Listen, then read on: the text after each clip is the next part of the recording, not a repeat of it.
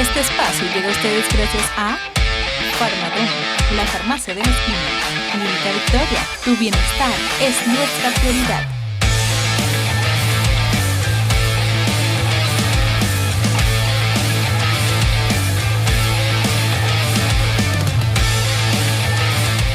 Aproximadamente 45 años en la guitarra. Elio Fernández fue quien me inició en la guitarra clásica. Fue la persona que me guió durante aproximadamente unos 7 años que yo estudié aquí en la Escuela de Música José Gabriel Núñez Romber. Esta escuela tan importante y que ha generado pues una gran cantidad de músicos, de promesas y que de hecho han representado a Venezuela a nivel internacional. Yo nací y vivo aquí. He creado pues una red de amigos que todavía incluso alumnos que yo dejé de darle clase hace 20 años, 25 años, 30 años, todavía me ven por ahí, me saludan. Yo diría que es un valor espiritual. Eso me llena mucho, me satisface esa gran cantidad de amigos que he dejado y que han quedado, pues, y que me recuerdan como su maestro de guitarra. Algunos incluso, algunos alumnos como Daniel Petruccelli, como Wolfgang Salazar, Marco Santiago. He tenido alumnos que se han dedicado a la guitarra y son profesionales y muy buenos, y eso también me llena de satisfacción. Desde el Renacimiento, siglo XV aproximadamente, siglo XVI, nace la guitarra barroca y la llamada guitarra renacentista, que por supuesto tenía una forma, digamos, estéticamente hablando, una forma muy distinta de esta guitarra, que es la guitarra actual, la guitarra moderna. Era más pequeña, tenía cuerdas dobles, 5. Tengo entendido que eran 4 cuerdas dobles y una que no era doble, que era sencilla. Entonces eran básicamente 5 sonidos, 5 cuerdas, en lugar de las 6 cuerdas que tenemos ahorita. Una caja sonora muy pequeña, más o menos como la del 4 venezolano. Ese instrumento sonaba fuerte, proyectaba mucho el sonido, ¿no? La guitarra barroca, la vihuela renacentista. Incluso el laúd, que fue otro instrumento antecesor de la guitarra, pues, o por lo menos que está dentro de la familia de los cordófonos y de la guitarra, o la forma como se tocaba y todo eso. Gracias al luthier y guitarrero, así lo llaman los españoles, los guitarreros, los que fabrican guitarras profesionalmente, al maestro Antonio de Torres, que fue la persona que llevó a la guitarra al máximo nivel, al máximo nivel como instrumento musical, y de hecho como instrumento de concierto. La guitarra que nosotros conocemos actualmente, una guitarra que es de 6 cuerdas y que está, por supuesto, ampliada pues en volumen, en tamaño, una caja de resonancia muchísimo más grande, y los materiales con que se construyen, pues gracias a esa fórmula que presentó el maestro Antonio de Torres, fueron materiales muy mejorados, como la madera de abeto, por ejemplo, el abeto blanco, abeto rojo, que es lo que llamamos pino, para la tapa armónica. Y para los aros, que son esta parte, y el fondo de la guitarra, se comenzó a utilizar maderas como, por ejemplo, el palo santo, o el palo de rosa, el palo santo de la India. Algunos utilizan la caoba también. Esto ha dado un performance muy distinto a la guitarra actual. Muy distinto ¿a qué? A la guitarra antigua. Porque si bien es cierto que aquella guitarra sonaba bastante, con su sonido era bastante agudo y muy metálico, como una especie de sonido nasal. La guitarra actual posee un sonido con más cuerpo. Por ejemplo,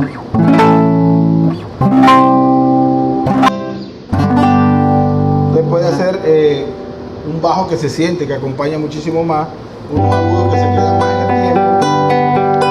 Podemos hacer especie de imitación del piano, incluso, de instrumentos que tengan mayor sonoridad.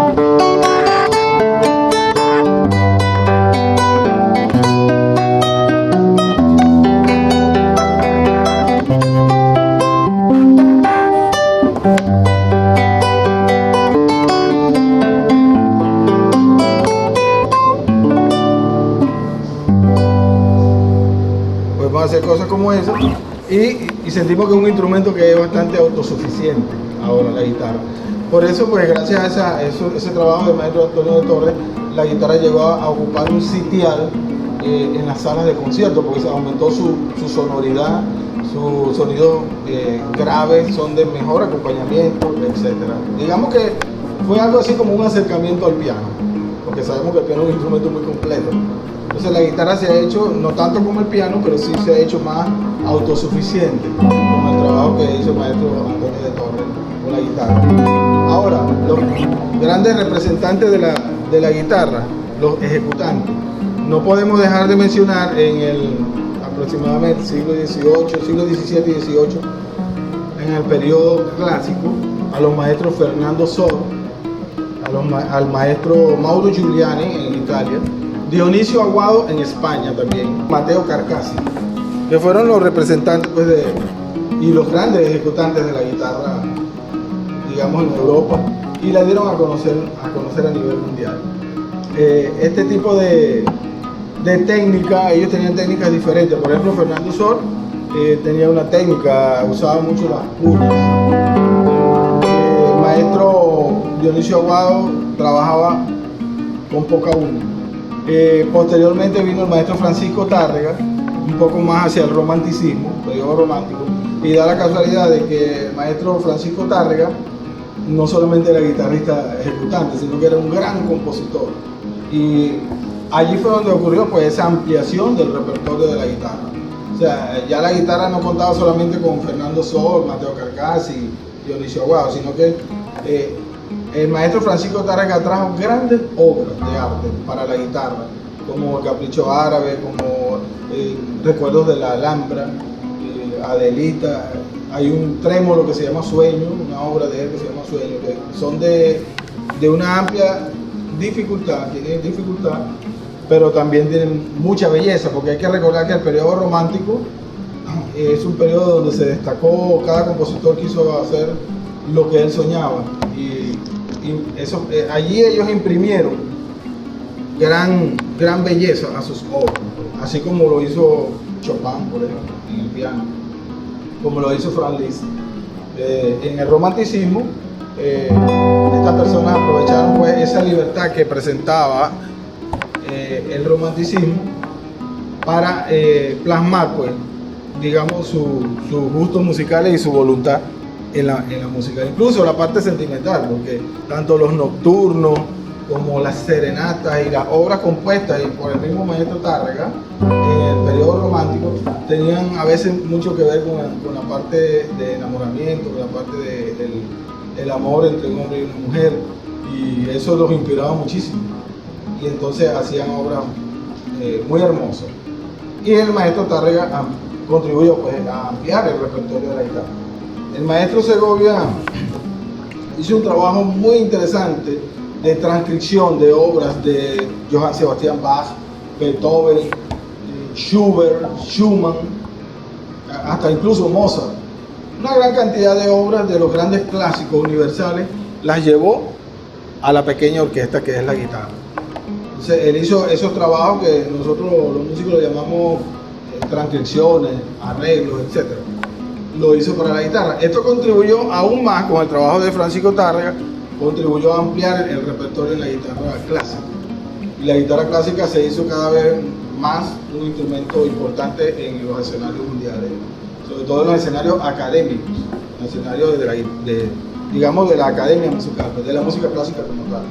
El maestro Alirio Díaz, siguiendo los pasos de su maestro Andrés Segovia, él también era arreglista, hacía arreglos, hacía transcripciones para la guitarra clásica, pero lo hacía en el argot del folclore venezolano. Y eso es un gran tesoro que nos ha dejado el maestro Alirio Díaz, porque la música venezolana fue conocida y reconocida a nivel mundial por los conciertos del maestro Alirio Díaz. Y de hecho, en Europa gusta mucho la música venezolana, en este caso en la guitarra clásica, los arreglos del maestro Alirio Díaz. Por ejemplo, él hizo arreglos de piezas como un bar, por ejemplo, como Yo era una estrella, una pequeña muestra.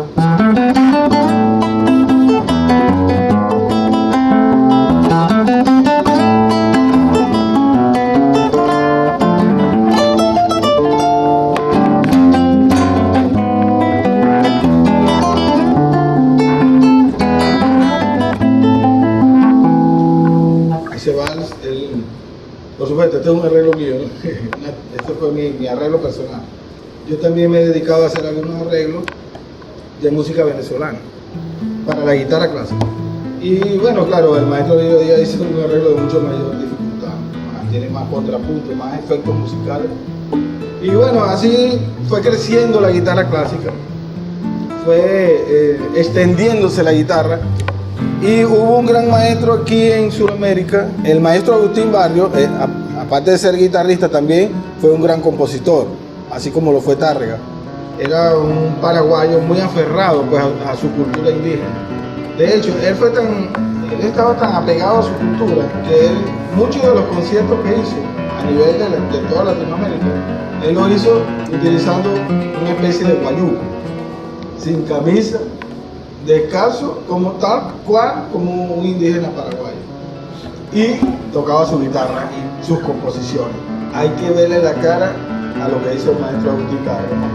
Realmente fue como el Beethoven de la guitarra. De hecho, las academias a nivel mundial, todas las academias de guitarra clásica a nivel mundial, Alemania, Inglaterra, Francia, Estados Unidos, México, etcétera, Venezuela, allí es obligatorio el repertorio del maestro Agustín Barrios. El maestro Raúl Borges era guitarrista en ese tiempo, pero cuando escuchó a Agustín Barrios Mangoré, se quedó impresionado. Tan impresionado se quedó que se hizo muy amigo de él y comenzó a indagar con él, a tratar de recibir los conocimientos de parte del maestro Agustín Barrios. Y por supuesto el maestro Agustín Barrios Mangoré fue muy amable con él y muy pedagógico y le fue enseñando cuáles eran los secretos de la guitarra clásica en el estilo Mangoré. Y así el maestro Raúl Borges se enamoró muchísimo más de la guitarra clásica y fundó la primera cátedra de guitarra clásica en Venezuela, en Caracas. Y esa primera cátedra de guitarra clásica fue la tercera a nivel mundial. Imagínense ustedes, en Venezuela se hizo la tercera cátedra de guitarra clásica en aquellos tiempos, cuando la guitarra estaba dando los primeros pasos. Y era dirigida por el maestro Raúl Borges. Bueno, resulta que el maestro Raúl Borges tuvo una gran escuela y una gran cantidad de discípulos. Y dentro de esos discípulos, por supuesto, estuvo el maestro Antonio Lauro. Y cabe mencionar que también el maestro Alirio Díaz. Posteriormente el maestro Alirio Díaz se hace discípulo de Segovia, en España. Pero él nació en la cátedra de Raúl Borges.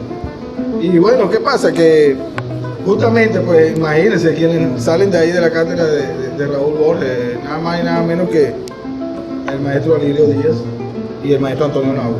Bueno, Antonio Lauro, hablar de Antonio Lauro es, imagínense, es hablar como de otro Beethoven, pero en este caso venezolano, porque fue un gran compositor y muy prolífico, es decir, tuvo muchísimas obras para este instrumento, para la guitarra.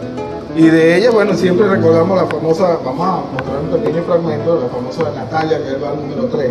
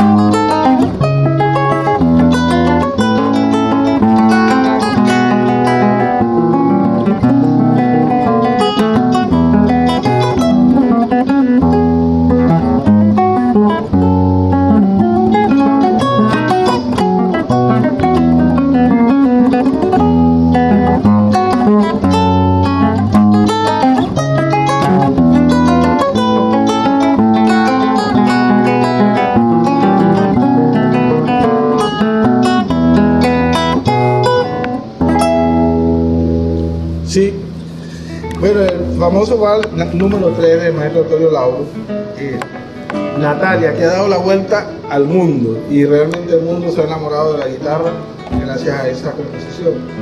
Sin embargo, ese es apenas la punta del iceberg en el caso de las composiciones del maestro Lauro, porque el maestro Antonio Lauro tuvo una infinidad enorme de composiciones, de valses, tuvo muchos valses, canciones venezolanas, danzas venezolanas y hasta obras para guitarra y orquesta. De manera que le debemos, los guitarristas, le debemos muchísimo al maestro Antonio Lauro. El maestro Raúl Borges, que fue maestro de Lauro, él también tenía composiciones muy hermosas. Él se dedicó un poco también a la composición y una de ellas es el vals venezolano, que me gustaría tocar por lo menos un fragmento de vals venezolano en la menor, de Raúl Borges.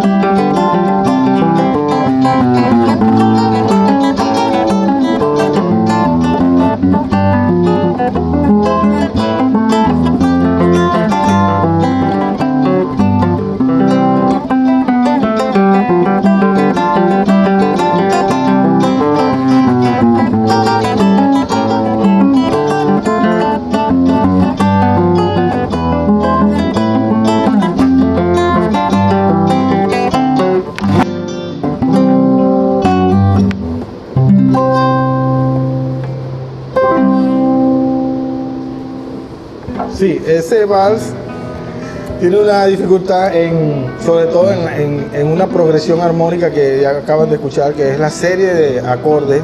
Son acordes más o menos de cierta ampliación, acordes alterados, vamos a llamarlo así, extendidos. Algunos acordes de treceava, algunos acordes, digamos, de novena, donde se hace la secuencia de los acordes y dentro de esos acordes, pues la mano derecha hace un trabajo interesante. Por ejemplo, cuando ya llega aquí. Y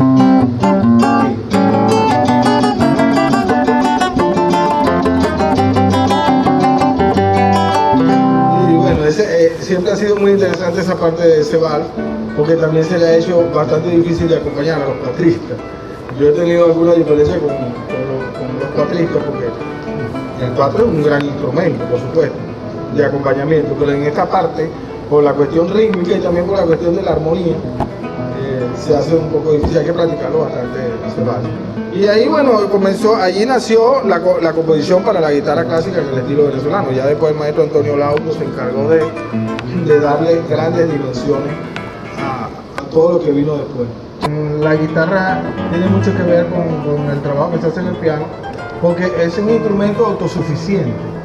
Cuando hablamos de que es autosuficiente, entendemos que es un instrumento que puede hacer melodía, puede hacer acordes, puede hacer bajo, de manera que tiene una multiplicidad de funciones, una gran cantidad de funciones que pueden ser desempeñadas simultáneamente, cosa que no puede hacer, por ejemplo, un clarinete, un saxofón, etc. Puede hacer conciertos con una orquesta. Por ejemplo, ¿quién no ha disfrutado del famoso concierto de Aranjuez del maestro Joaquín Rodrigo, español? Una persona que ha compuso obras para guitarra muy importantes.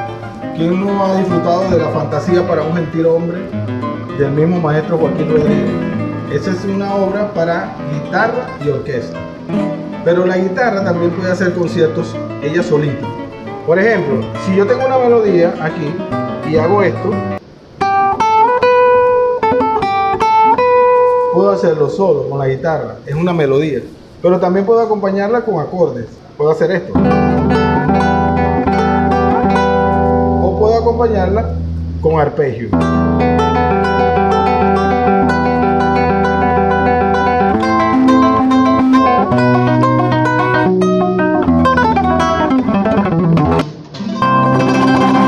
Ahí vemos los acordes y la melodía.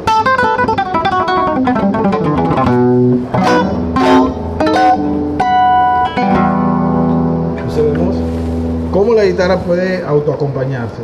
Prácticamente ahí está haciendo algo parecido a lo que se hace en el piano. Entonces de allí la importancia de la guitarra dentro de la familia de los instrumentos musicales. La guitarra siempre es muy buscada por el elemento romántico, pero también por el elemento rítmico. En la guitarra se puede tocar prácticamente cualquier género. Por ejemplo, ¿quién no ha bailado una salsa? Ejemplo.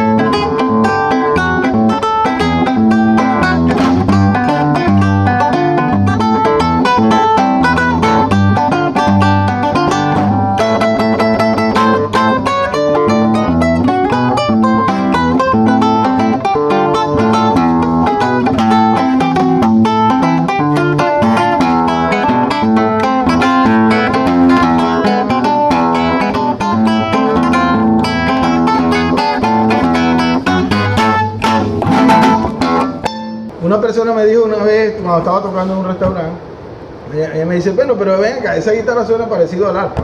Y yo le digo, bueno, es que la guitarra puede imitar al arpa, puede hacer cosas parecidas al arpa. Y en ese momento yo estaba tocando algo como esto.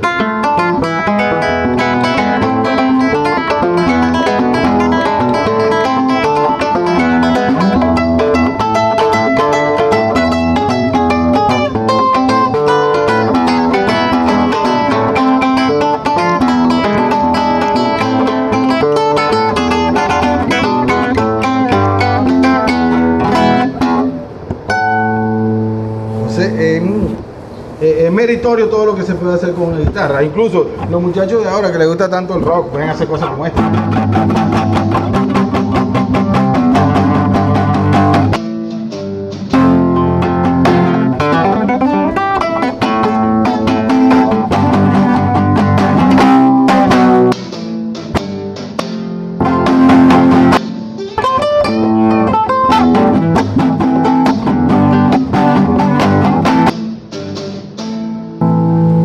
Eso lo puede hacer la guitarra, pero también puede hacer música infantil.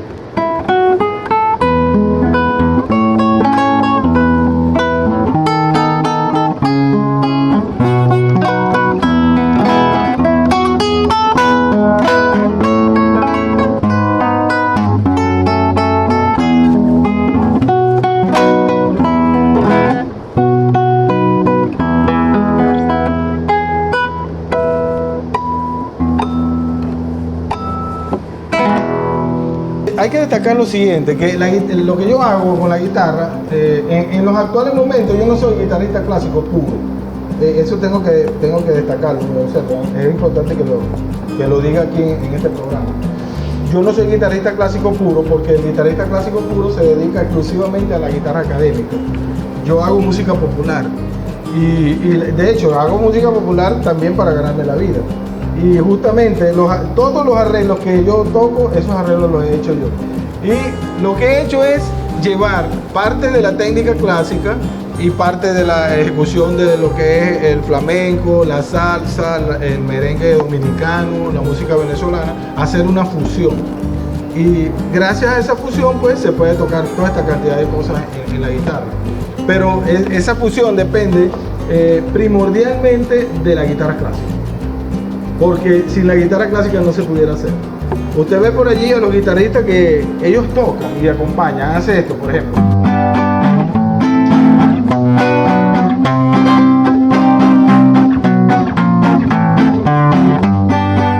Eso es un acompañamiento, pero eso no es guitarra clásica. Entonces, para uno poder llevar esto a los elementos ya de la guitarra clásica, uno tiene que agregar bajos, agregar arpegios, conocer las escalas, haber estudiado la guitarra clásica. Entonces, de esa manera yo pude hacer arreglos. Por ejemplo, este arreglo que la gente se ríe mucho porque dice, oye, eso se toca en guitarra. Escucha.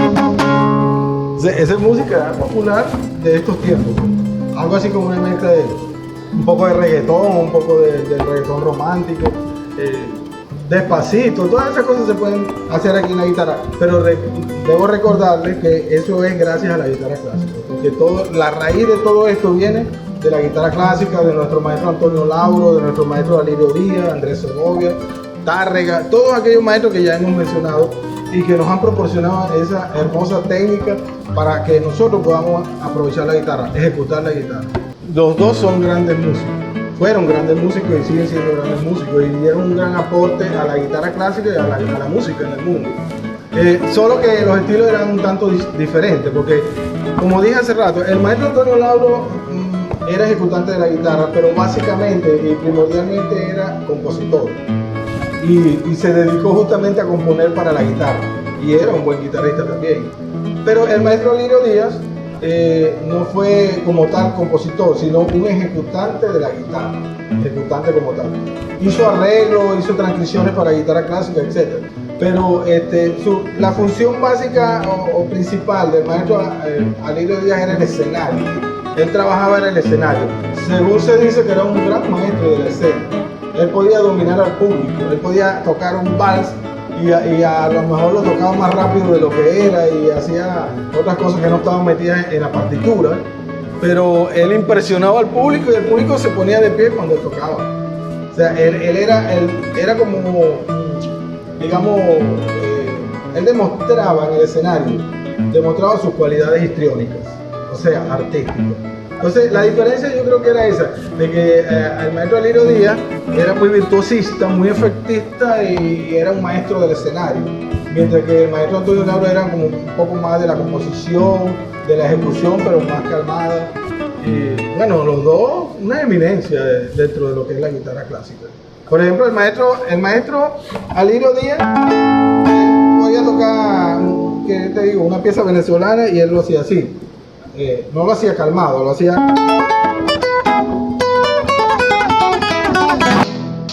cosas así, con mucha velocidad.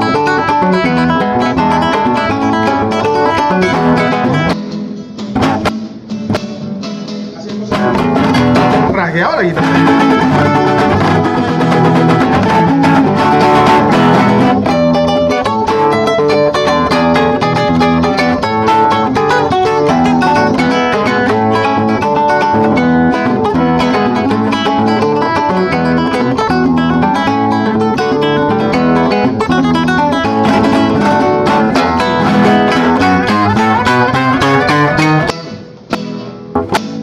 Y hacía así cosas muy efectistas donde el escenario se caía aplaudiéndolo y bueno, de alguna manera reconociendo pues, el trabajo que él hacía. Pero era bastante del escenario y por supuesto un gran guitarrista, ¿no? El hecho de que manejara el escenario como lo manejaba no le quitaba que era un gran guitarrista y de hecho fue el maestro de la guitarra venezolana, el maestro Alirio Díaz. Mira, yo diría que es una vocación y es una profesión, realmente. Porque yo en ese trayecto, en ese andar que he tenido yo dando clases, uno se da cuenta pues cómo son las cosas. Y realmente, ¿cuántos alumnos no he tenido yo que duran aquí 2 meses, 3 meses? No se le ve el amor, la vocación por el instrumento, pero también he tenido como alumnos como ella, por ejemplo, como Angelmar Pérez, Angelmar. He tenido alumnos como Daniel, que los tengo aquí a mi lado porque realmente son una referencia para mí. Estos muchachos tienen verdadera vocación. Y hay que recordar lo siguiente, sin recursos, porque estos jóvenes no cuentan con un buen instrumento. Por ejemplo, Daniel tiene una guitarra que en realidad no cubre las necesidades o no responde a las necesidades que él tiene ahorita como guitarrista. Daniel, ¿tú tienes qué tiempo aquí en la escuela conmigo? Él tiene 4 años aquí, imagínense, un muchacho que le ha puesto corazón pues a la guitarra. Eso se llama vocación y amor al instrumento. ¿Tú tienes cuántos años?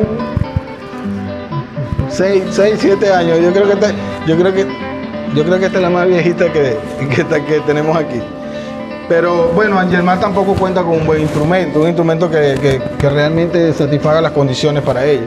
Ellos están ahorita en un nivel donde necesitan una guitarra, no de concierto de esas que cuestan $3,000, pero por lo menos una guitarra que lo represente, pues una guitarra española, una Yamaha de gama media, etcétera. Entonces se requiere de eso, pues bueno, siempre hemos estado, como quien dice, esperando la ayuda de los entes competentes, a ver si nos echan una manito, si nos hacen unas donaciones para los muchachos, unas donaciones de guitarra. Y yo, bueno, he podido, gracias a Dios y a mi trabajo como guitarrista, he podido conseguir buenas guitarras, he tenido buenas guitarras y sin embargo a veces he tenido que vender algunas por alguna necesidad personal. Me he tenido que desprender, como yo siempre digo, me he tenido que desprender de una novia, porque para mí una guitarra es como una novia muy hermosa que me da mucha felicidad y me da muchos bellos momentos. Y he tenido que desprenderme muchas veces de algunos instrumentos, como profesional, como trabajador, que si esto es rentable. Mira, es relativo. Esto es relativo, porque yo he visto muchos amigos míos que son abogados y la pura verdad que están en peores condiciones económicas que yo. Y tengo amigos que son ingenieros y bueno, es relativo. Pues. He visto también otros guitarristas que no están muy bien.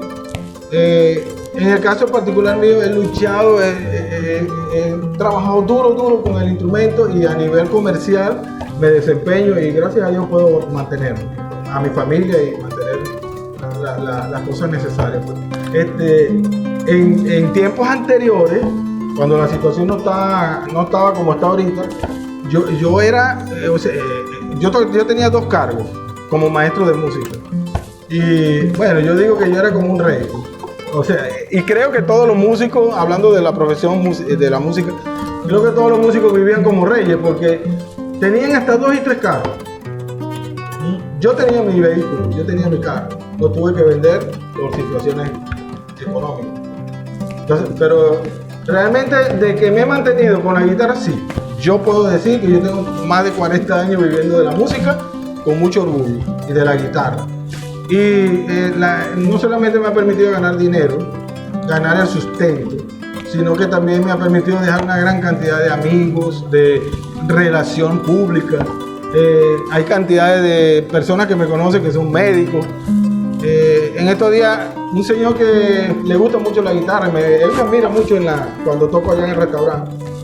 Él es cirujano y estuve conversando con él, necesito una consulta. Él me dijo, ¿cómo no, maestro?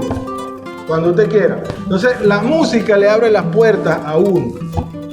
El músico tiene las puertas abiertas en todos lados. Yo siempre le digo a los muchachos, estudien su carrera universitaria, hagan su carrera y hagan la carrera de la música, porque ustedes no saben cuándo van a necesitar o de la música o de su carrera universitaria también. Entonces, ¿qué pasa? Que, bueno, se ha dado el caso de que ha habido muchachos que se han graduado. Por ejemplo, hay uno que se graduó de contador público y le va muy bien con su trabajo, pero también hace música. Y entonces él me dice, profe, menos mal que yo seguí con la música, porque la música me ha permitido conocer un gentío. Y así hago mi trabajo de contador público y tengo más clientes.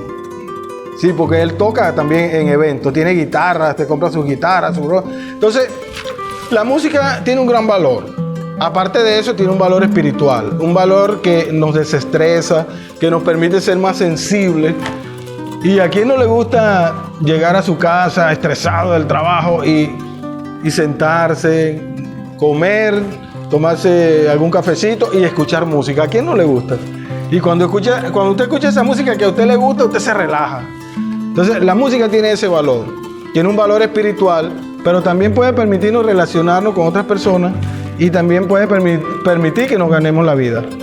Yo soy un testimonio vivo de que eso es así, porque yo he vivido toda mi vida de la música. Yo no he conocido más nada sino la música, porque yo decidí eso. Cuando yo salí de 5º año de bachillerato, le dije a mi papá, yo se lo dije con todo el corazón, y yo, papá, ve, a mí me gusta es la música. Yo voy a estudiar inglés, porque yo también he dado clases de inglés. Yo tengo muchos años dando clases de inglés, hablo inglés. Me gusta, me fascina el inglés. Pero yo le dije, yo voy a estudiar inglés, pero yo quiero estudiar es música porque es lo que yo amo, es lo que me gusta. ¿Y sabe lo que me dijo mi papá? Muy sabiamente, me dijo, bueno, hazlo, pero hazlo bien. Estudia música, pero que seas uno de los mejores, o si no el mejor. Y eso me motivó tanto, y el apoyo de mi mamá y de mi papá, que yo he dedicado toda mi vida a la música, toda mi vida. No me arrepiento. Me siento feliz de estar en la música. Y todo lo que tengo, mi casa propia, he tenido vehículos, mi sustento diario se lo debo primeramente a Dios y a la música. Entonces la música sí vale la pena estudiarla. Hay alumnos con un talento inmenso, que mira, es increíble, son rápidos aprendiendo, tienen un oído musical increíble, pero falla la disciplina, entonces hay desorden. Ahí es donde está el problema, no hay continuidad de los estudios. Debemos recordar que la música no es una cosa que se aprende ahí en el mercado con 4 señores que están tocando un 4, unas maracas. No, la música se estudia. La música se estudia. Aquí les puedo mostrar una partitura, si quieres la puedes acercar. Una partitura del maestro Héctor Villalobos, un brasilero, compositor para guitarra y compositor de grandes obras también para orquesta. ¿Qué pasa? Que esto no lo va a entender todo el mundo. De hecho, a mí personas que no son músicos me han dicho, mira, ¿y cómo tú entiendes eso? Eso parece árabe o parece chino.